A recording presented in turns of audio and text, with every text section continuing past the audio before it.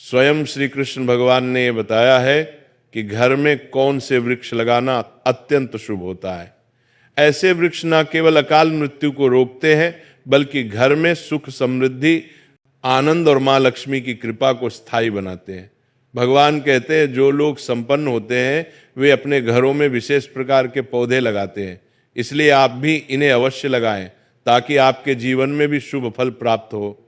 एक बार देवी रुक्मिणी ने विनम्र भाव से भगवान श्री कृष्ण से पूछा, प्रभु कृपया ये बताइए कि मनुष्य को अपने घर में कौन से वृक्ष अवश्य लगाने चाहिए, कौन से वृक्ष दरवाजे के सामने रोपने से दरिद्रता दूर होती है और कौन से वृक्ष लगाने से शत्रु, रोग, भय, भूत प्रेत जैसी बाधाएं समाप्त होती है। भगवान श्री कृष्ण मुस्कुराए और बोले, प्रिय रुक्मिणी, आज तुमने बहुत ही कल्याणकारी प्रश्न पूछा है। वृक्ष इस सृष्टि का आधार है। यह न केवल पर्यावरण को शुद्ध करते हैं बल्कि घर परिवार में सकारात्मक ऊर्जा का संचार भी करते हैं। जब किसी घर के आंगन में शुभ वृक्ष लगाए जाते हैं तो वह घर देवताओं के समान संरक्षण प्राप्त करता है। वृक्ष वास्तु दोषों को दूर करते हैं और परिवार में शांति, सुख तथा ऐश्वर्य लाते हैं। इसके बाद भगवान बोले, हे देवी, मैं तुम्हें बताऊंगा कि कौन से वृक्ष घर के पास लगाना शुभ है और कौन से नहीं, परंतु पहले एक प्राचीन कथा सुनो जिससे यह स्पष्ट हो जाएगा कि कैसे सही या गलत पौधे लगाने से मनुष्य के जीवन में सुख या दुख आता है। भगवान श्री कृष्ण बोले, बहुत समय पूर्व मध्य प्रदेश में एक सुंदर नगर था। वहां गोपाल नाम का एक वैश्य अपनी धर्मपत्नी सुमित्रा के साथ रहता था। गोपाल अत्यंत धर्मनिष्ठ था और प्रतिदिन भगवान विष्णु की पूजा करता था। उसकी पत्नी सुमित्रा भी गृह कार्य में निपुण और धर्मपरायण थी। उनके घर में धन धान्य की कोई कमी नहीं थी। एक दिन सुमित्रा ने अपने आंगन में कुछ पौधे लगाने का विचार किया। उसने बिना जानकारी के सिर्फ वे पौधे लगाए जो उसे देखने में सुंदर लगे, परंतु वे पौधे वास्तु के अनुसार अशुभ थे। धीरे धीरे घर में कलह बढ़ने लगी। गोपाल के व्यापार में हानि होने लगी। घर में तनाव बढ़ गया और दोनों पति पत्नी के बीच झगड़े बढ़ते गए। अंततः उसका व्यापार पूरी तरह नष्ट हो गया और वह निर्धनता का जीवन जीने लगे। गरीबी और भूख से तंग आकर गोपाल की पत्नी अत्यंत क्रोधित हो उठी। उसने अपने पति से कहा, अब और नहीं सहा जाता, कुछ काम धंधा ढूंढो, यूं बैठे रहने से तो हमें भूख ही मार डालेगी। बेचारा गोपाल गांव के कोने कोने में काम की तलाश में भटकता रहा, मगर किसी ने भी उसे काम नहीं दिया। थका हारा जब घर लौटा तो बोला, प्रिय, कोई भी मुझे काम देने को तैयार नहीं है। अब मैं कहाँ जाऊं, किससे मदद मांगूं? दोनों निराशा के समुद्र में डूब गए। गुजारे के लिए गोपाल ने पत्नी के सारे गहने तक बेच दिए। जो थोड़े बहुत पैसे मिले उनसे कुछ दिन का गुजारा चलता रहा, परंतु उन्हें यह ज्ञात नहीं था कि जिस अशुभ वृक्ष को उन्होंने घर के आंगन में लगाया था वही उनके जीवन में दरिद्रता और दुख का कारण बन गया है। वैकुंठ लोक में बैठे भगवान विष्णु और मां लक्ष्मी अपने भक्तों की इस दयनीय दशा देख रहे थे। मां लक्ष्मी बोली, प्रभु, क्या आप अपने भक्तों की सहायता नहीं करेंगे? गोपाल तो आपका परम उपासक है, प्रतिदिन आपका पूजन करता है। भगवान विष्णु मुस्कुराते हुए बोले, देवी, मैं अवश्य उसकी सहायता करूंगा, परंतु पहले उसकी परीक्षा लेना आवश्यक है। यह कहकर भगवान विष्णु ने एक तपस्वी साधु का रूप धारण किया और पृथ्वी पर प्रकट हुए। वो गोपाल के दरवाजे पर पहुंचे और विनम्र स्वर में बोले, वत्स, मैं एक तीर्थयात्री हूं, कई दिनों से भूखा प्यासा भटक रहा हूं। यदि तुम्हारे घर में थोड़ी सी जगह और थोड़ा सा अन्न मिल जाए तो बड़ा उपकार होगा। साधु के वचन सुनकर गोपाल से बोला, मुनिवर, आप तो बड़े तेजस्वी प्रतीत होते हैं। ये मेरे लिए सौभाग्य की बात है कि मेरे घर आपके चरण पड़े, कृपया भीतर आइए। गोपाल ने साधु को घर में बैठाया, परंतु घर में एक दाना भी नहीं था। उसने अपनी पत्नी से कहा, प्रिय, यह साधु अत्यंत पवित्र आत्मा है, हमें किसी भी तरह इनके भोजन की व्यवस्था करनी ही चाहिए। मैं गांव में जाकर कुछ धन उधार मांगता हूं। गोपाल गांव के एक धनी सेठ के घर पहुंचा और निवेदन किया, सेठ जी, कुछ पैसे उधार दे दीजिए, लौटते ही चुका दूंगा। सेठ ने तिरस्कार भरे स्वर में कहा, तेरे पास तो एक कौड़ी भी नहीं, तू मेरा पैसा कैसे लौटाएगा? गोपाल ने हाथ जोड़कर कहा, सेठ जी, यदि मैं पैसा वापस ना कर सका तो अपना घर आपको सौंप दूंगा। सेठ को दया आ गई और उसने कुछ धन दे दिया।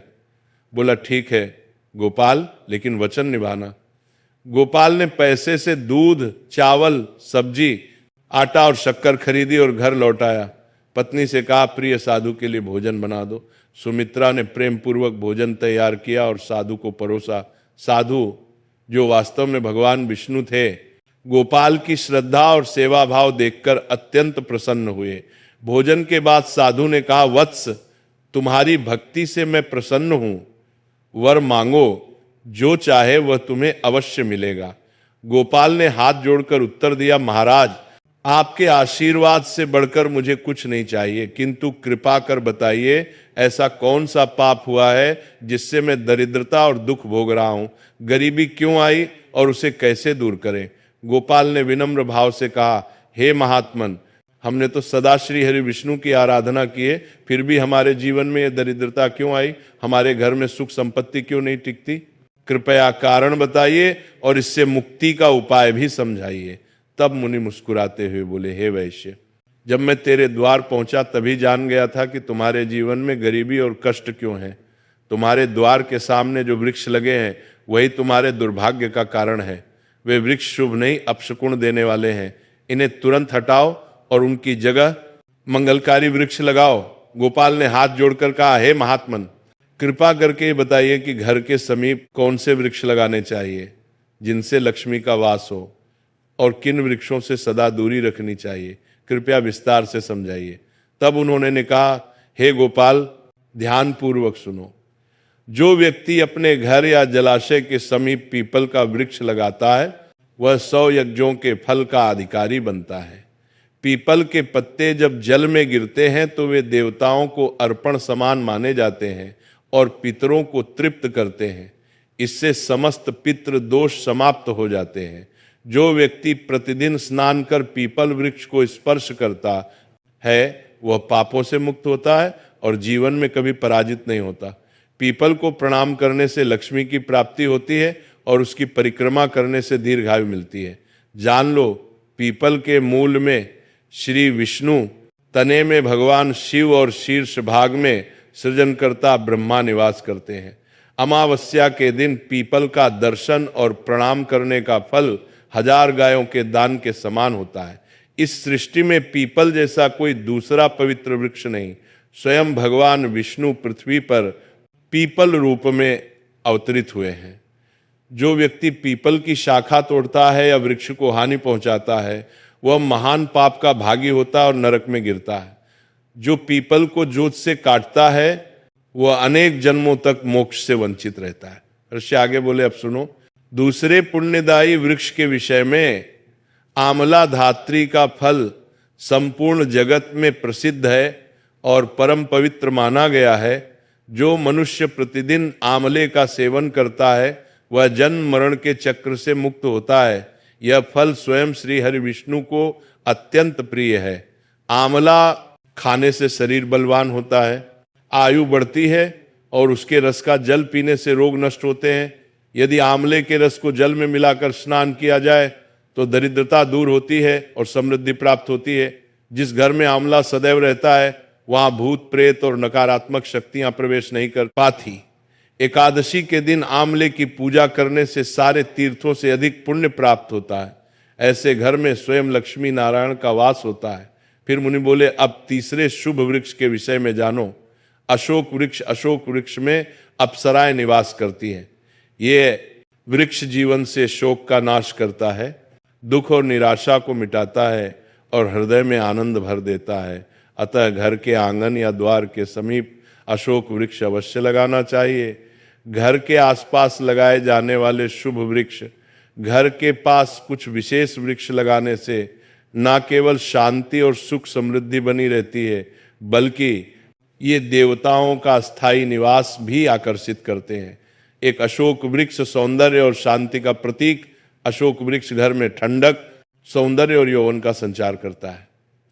जब माता लक्ष्मी ने सीता रूप में अवतार लिया और रावण द्वारा अपहरण के पश्चात अशोक वाटिका में निवास किया तब इसी वृक्ष ने उनका साथ दिया।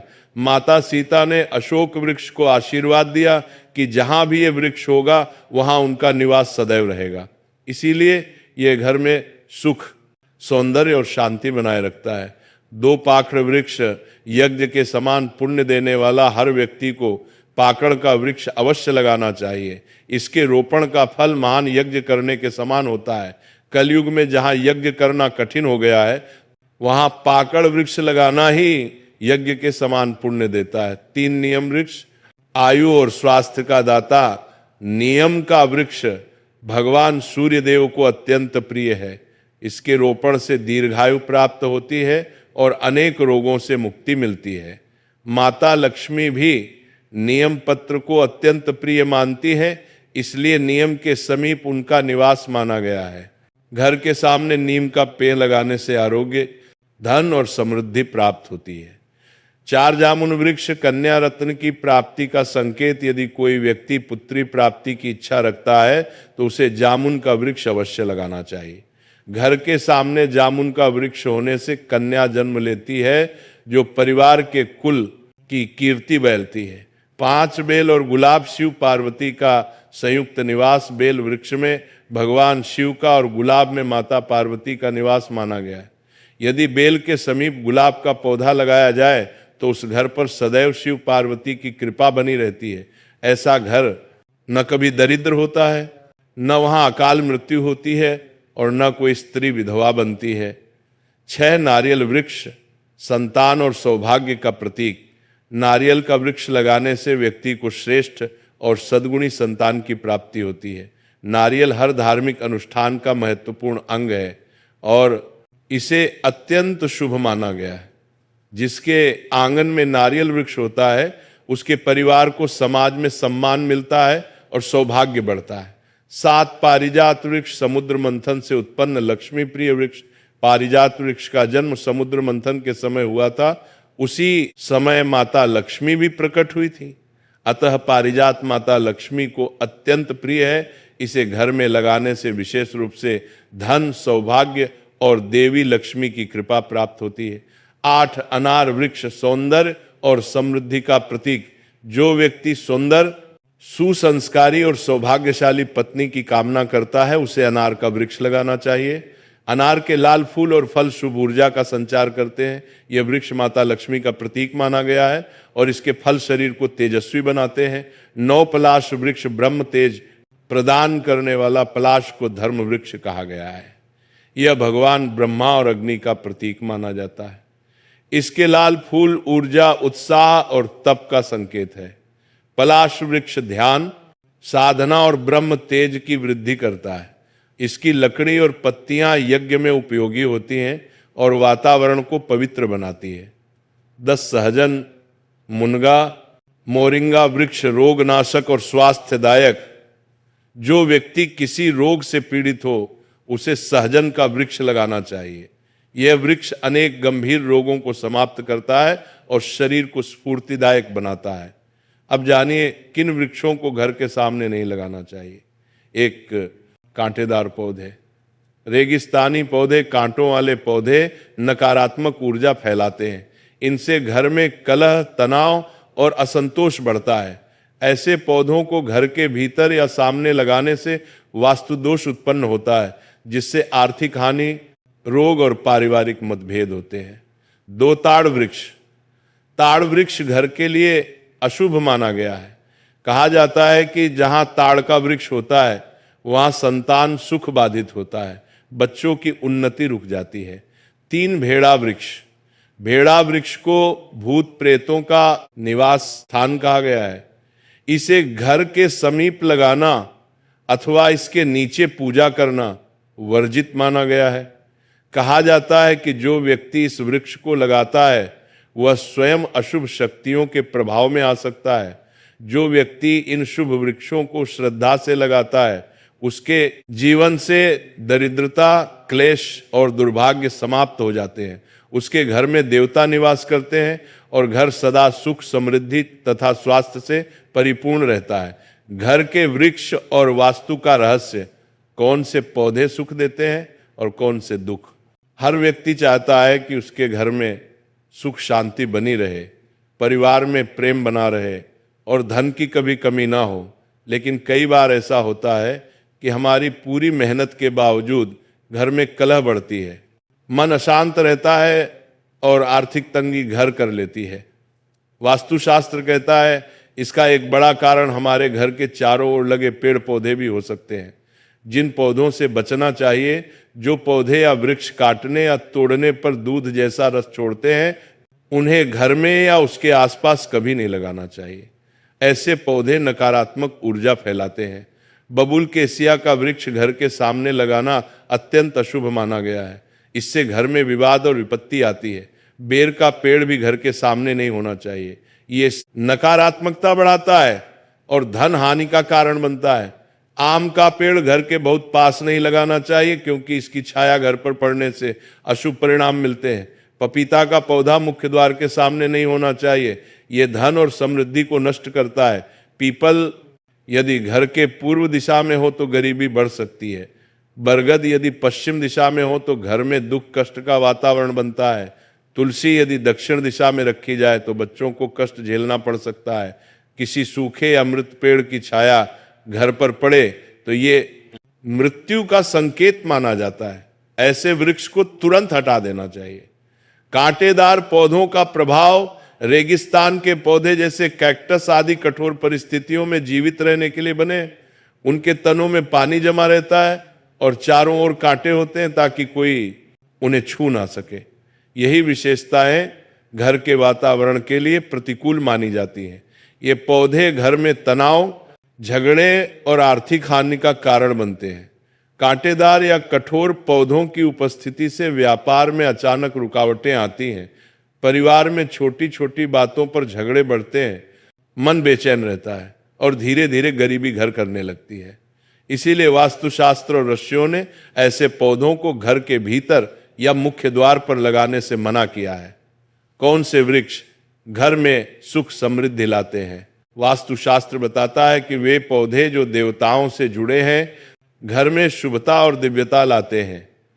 पीपल वृक्ष भगवान विष्णु को प्रिय है। इसकी पूजा करने से पितरों का आशीर्वाद और विष्णु कृपा दोनों मिलती है। तुलसी माता स्वयं लक्ष्मी जी का स्वरूप मानी गई है। जहां तुलसी होती है वहां दरिद्रता नहीं टिकती। आंवला, अशोक, आम और केला जैसे वृक्ष घर में सुख, शांति और स्वास्थ्य लाते हैं। केले का पौधा तो विशेष रूप से शुभ है। जहां यह होता है वहां भगवान विष्णु और देवी लक्ष्मी का वास माना जाता है। एक प्रेरणादायक कथा में कहा जाता है कि एक गृहस्थ जीवन भर गरीबी से जूझता रहा। घर में कलह, अशांति और धन की कमी बनी रहती थी। एक दिन एक संत उसके घर आए और बोले, बेटा, तेरे घर की दरिद्रता का कारण केवल तेरे कर्म नहीं, बल्कि तेरे घर के आसपास के पेड़ पौधे भी हैं। कांटेदार पौधे तेरे सौभाग्य को रोक रहे हैं, इन्हें हटा दे और तुलसी, केले और आंवले के पौधे लगा। गृहस्थ ने संत की सलाह मानी। कुछ ही समय में उसके घर का वातावरण बदल गया, व्यापार बढ़ा, मन शांत हुआ और समृद्धि लौट आई। वृक्ष केवल ऑक्सीजन ही नहीं देते, वे हमारे जीवन की ऊर्जा भी निर्धारित करते हैं। अशुभ पौधे दुख और रुकावटें लाते हैं, जबकि अशुभ पौधे सौभाग्य और सुख के द्वार खोलते हैं। इसलिए यदि आपके घर या आंगन में कांटेदार या अशुभ पौधे हैं तो उन्हें तुरंत हटाकर तुलसी, पीपल, आंवला या केले के पौधे लगाएं। देखिए कैसे धीरे धीरे आपके घर में शांति, धन और दिव्यता का संचार होने लगेगा। जब आप ऐसा करेंगे तो न केवल आपके घर का वातावरण बदल जाएगा, बल्कि आपके जीवन का हर दुख भी धीरे धीरे समाप्त होने लगेगा। वास्तुशास्त्र का यह उपाय अत्यंत सरल है, परंतु इसका प्रभाव अत्यंत गहरा और चमत्कारी होता। शुभ वृक्ष न केवल हरियाली लाते हैं, बल्कि वे आपके घर में भगवान की कृपा को स्थायी रूप से स्थापित कर देते हैं। जहां भगवान की कृपा होती है वहां दरिद्रता नहीं टिकती और धन संपत्ति अपने आप बढ़ने लगती है। इसलिए यदि आप चाहते हैं कि आपके जीवन में कभी धन की कमी ना हो, आपके परिवार में सदैव सुख और शांति बनी रहे और माँ लक्ष्मी का स्थायी वास आपके घर में हो, तो कभी भी अपने घर में रेगिस्तान या कांटेदार पौधों को न उगने दें। इसके स्थान पर शुभ और पवित्र वृक्ष लगाएं और उनकी प्रतिदिन देख